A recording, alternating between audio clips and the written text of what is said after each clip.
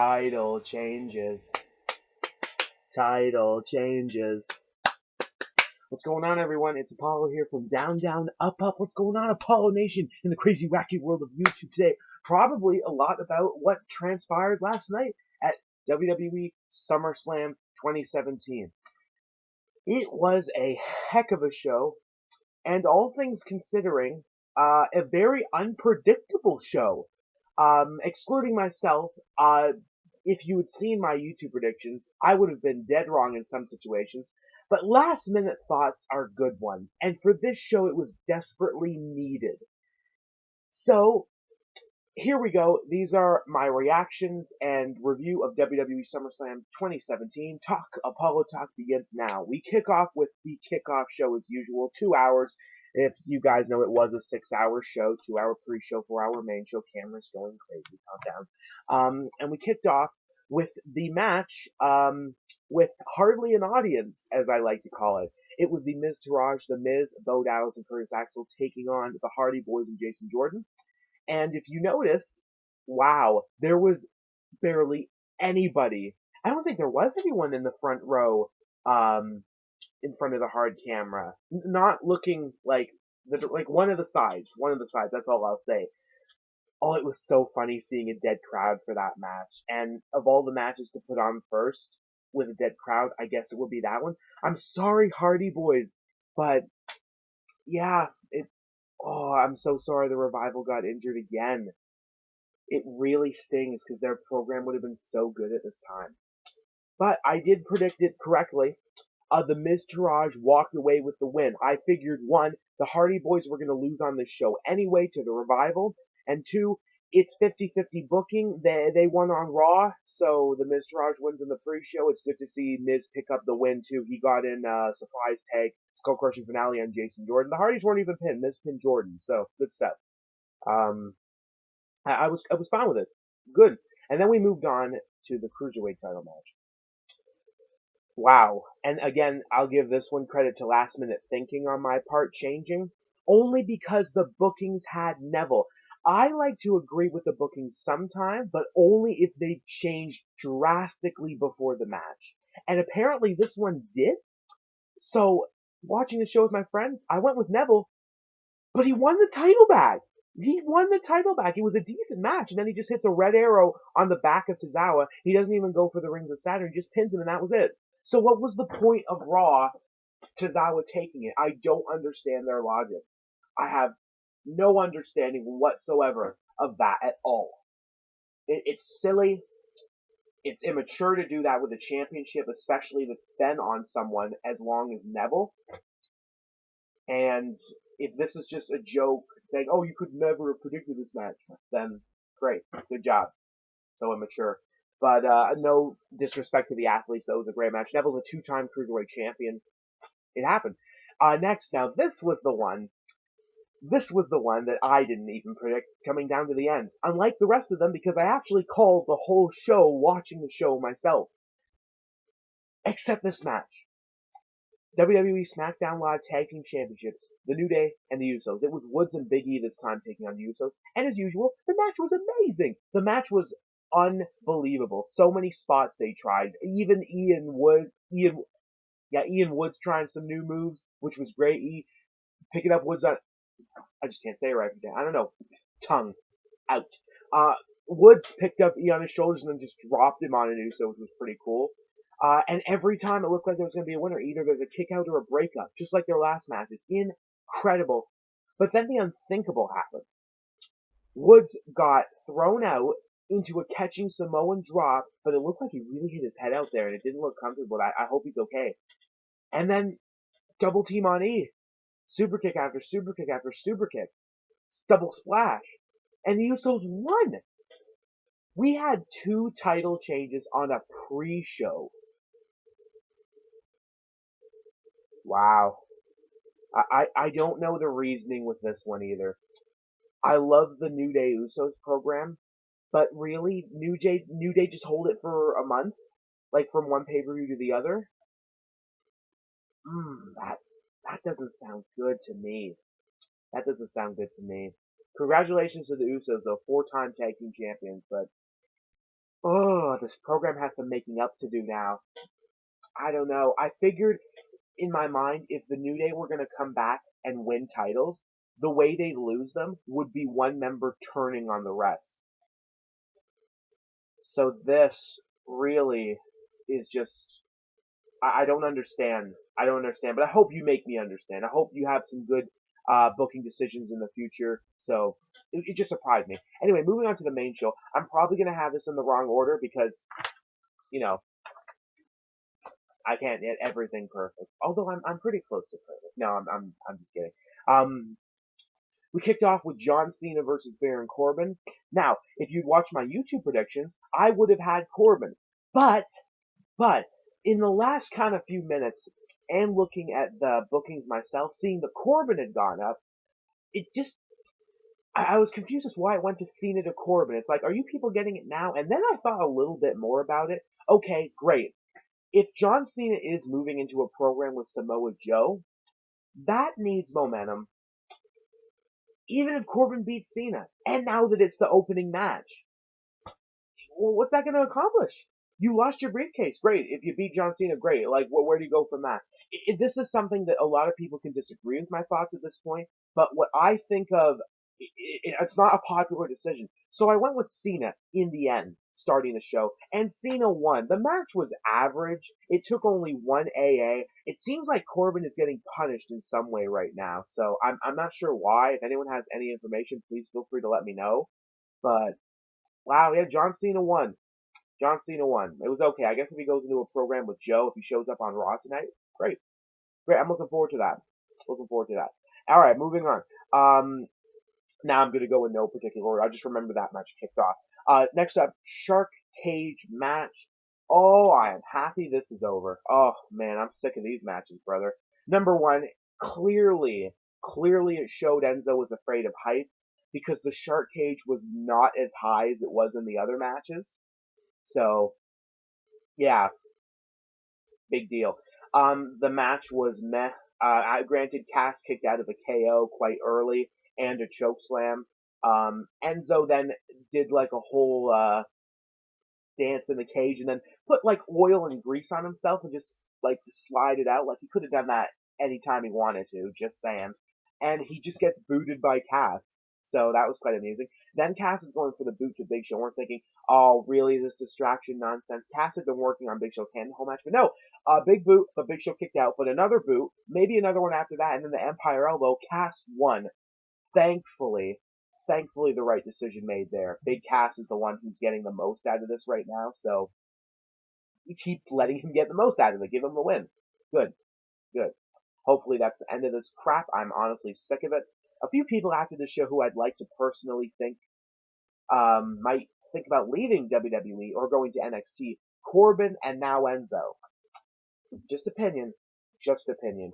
Moving on, we had, I guess it was the shortest match of the night, but one I'm really happy about. Um, this match, I honestly can't remember who I had in the predictions. I think I picked Rusev, but at this point, I don't really know why.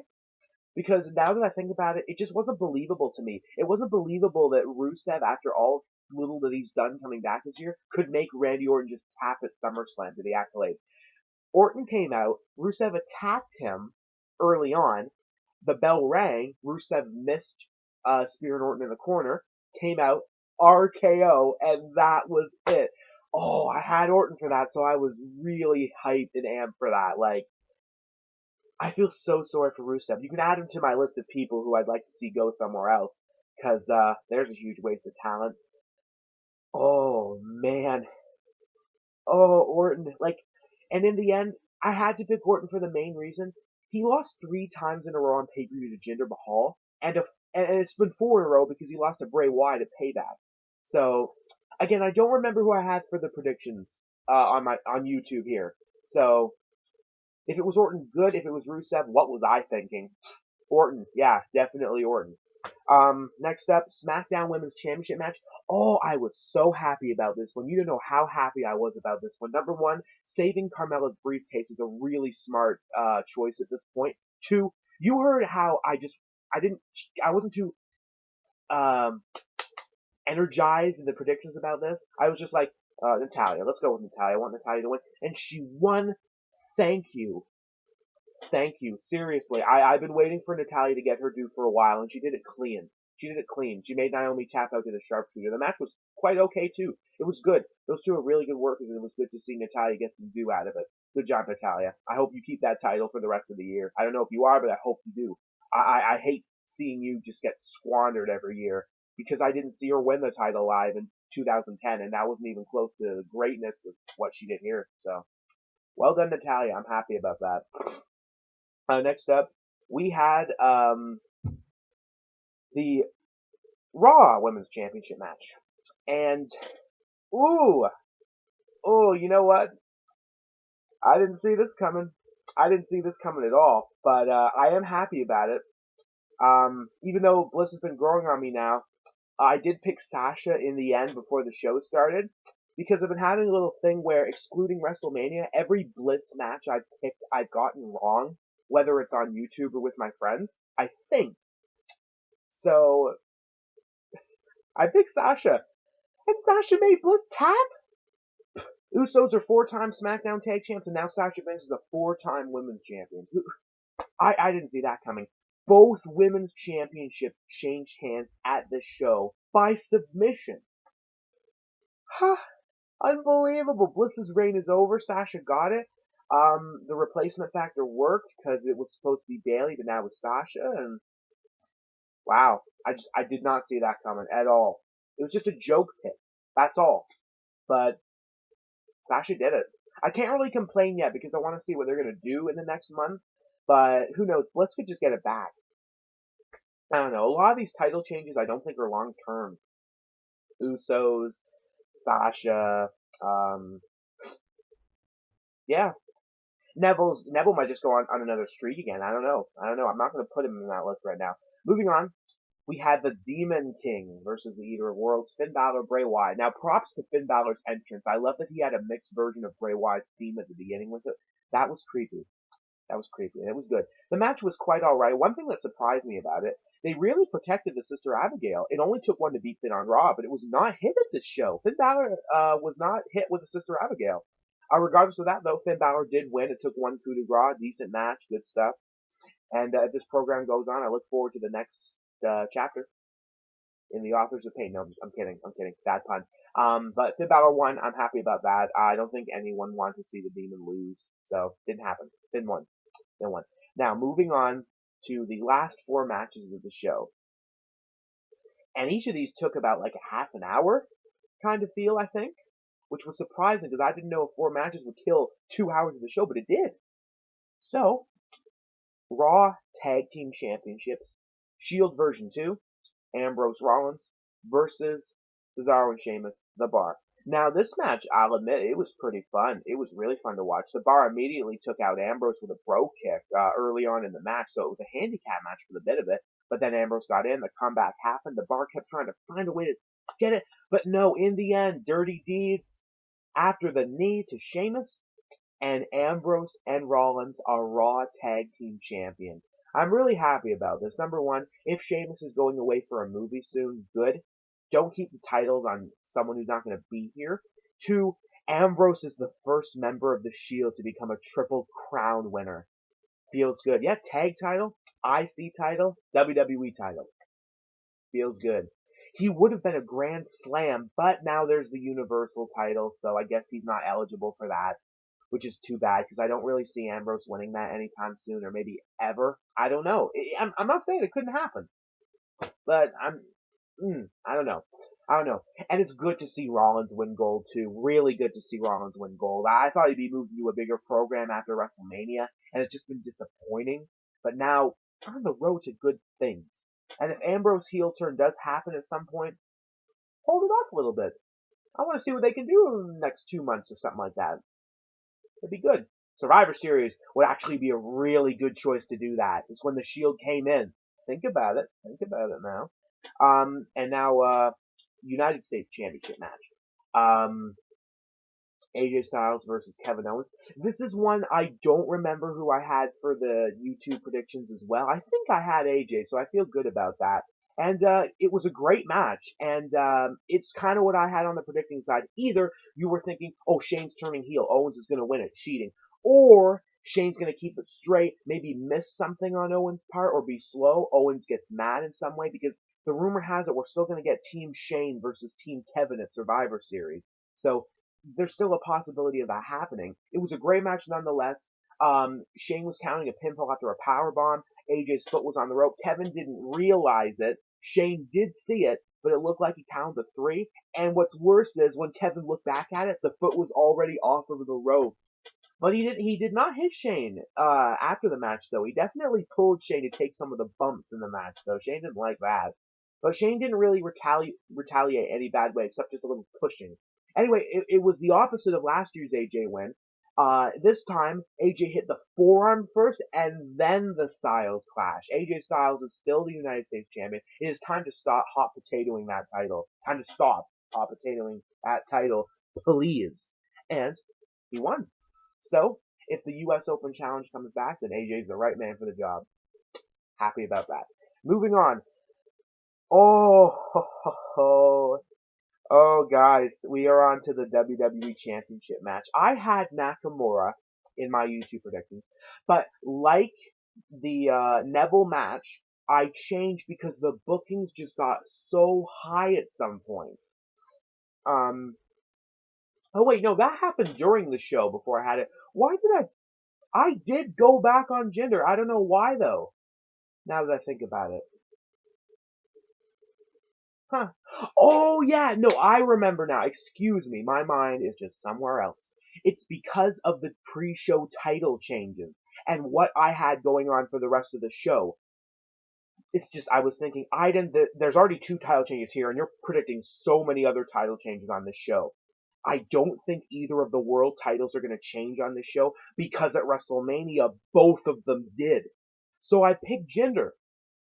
And what was that? I love Jinder. I'm a big Jinder fan, but I'm going to go on the people side on this one. What was that? It was a repeat of Backlash. It was an okay match. Nakamura came back. The Singh brothers just came in. Nakamura beat the crap out of him. And one half-ass attempted Koloss that wasn't even hit right beats Nakamura. What a joke! What a joke to that man. And he beat John Cena. What a joke. That was pathetic. That was the worst match on the card. I won't praise this. I will praise that Jinder Mahal is still WWE champion. I like that, but I will not praise what they did with this match. This was half-assed, and I am not happy about it. It's garbage. I'm on your side, guys. I know a lot of you are not happy about that. I am on your side, all things considered. Basically, that's the worst thing I have to say about this show. What were they thinking? What were they thinking? And putting this on second last, this should have been on before the United States Championship match. Such a shame. Such a shame. Another WWE Championship match made to look like a joke at SummerSlam. What a shame. But now we move on to good and better things. The Universal Championship has been around for 1 year. Defended in a fatal 4-way match against Brock Lesnar, Samoa Joe, Roman Reigns, and Braun Strowman. That match was one of the greatest things I've ever seen. Braun Strowman just destroyed Lesnar in the beginning. Well, first Roman speared Lesnar through a barricade. Then Strowman power slammed Lesnar through 2 announce tables, and then they made it look like, oh, Lesnar's being taken to the back, which he was. And then Strowman's just destroying everyone else, which is great, including throwing another chair, another announcer chair. Oh, it was good. Brock then came back out and was a lucky son of a gun. He broke up 2 important falls, which could have led to Strowman becoming Universal Champion. Then finally Strowman got taken out. Joe got taken out. It was down to Reigns and Lesnar for a bit. But then, then it happened. Then the good thing happened. In the end, I know who I wanted to be pinned. And it was Roman. Roman went for another spear on Lesnar, and Lesnar caught him with an F5, and Brock Lesnar pinned Roman Reigns. They've been involved in a few multi-man matches, but each fall has never had one taking the other. But now Brock Lesnar has pinned Roman Reigns. It was good. It was good. I'm glad Brock is still champion. I don't want him to go anywhere. It's been good. And hopefully, if the rumors are true, it'll be Brock versus Braun at No Mercy, 24th of September. I'm looking forward to that if they do it. Hopefully. Hopefully. No promises. Otherwise, though, that was SummerSlam. Overall, a really good show depending on who you were rooting for. And in my case, a few last-minute decisions made this show really fun to watch. So, yeah, that's it. Thank you all so much for listening. If you've made it this far, feel free to leave your thoughts below in the comments. Let me know what you thought of the show, your ups and your downs, of course. Like, share, subscribe. Tell me what you think the future's going to hold for these guys. Is The Undertaker coming back at some point? He was seen on a plane to Brooklyn, so is he here tonight on Monday Night Raw? The dead man is coming for you. What's next for Roman Reigns? Could it be The Undertaker again? Are they just playing with our emotions and whatnot like they do every single time? What is next for Shinsuke Nakamura? Can he rebound? Lots of questions. Lots of questions. Feel free to let me know. I will see you guys in the next video sometime soon. I guess it will be this week revealing the next part of the 2K18 roster. Remember, for always, I don't know why I just said that. Keep it real.